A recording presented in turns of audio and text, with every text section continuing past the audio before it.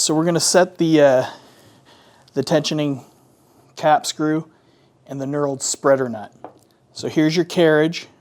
That's where your wrench goes in. And you have clamping pivots.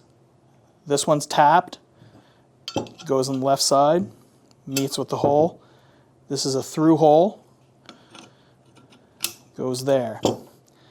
Take your tensioning cap screw and go in, and your knurled spreader nut. Thread them in. Goes through the knurled spreader nut. And you want it to thread into the tapped through clamping pivot. So you take your 1/4-inch wrench and you rotate the tensioning cap screw in clockwise until it meets resistance. And your knurled spreader nut should be loose.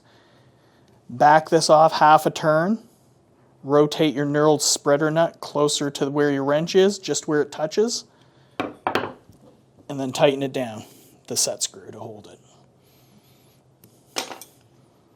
And you shouldn't be able to rotate it all the way around. And it's set.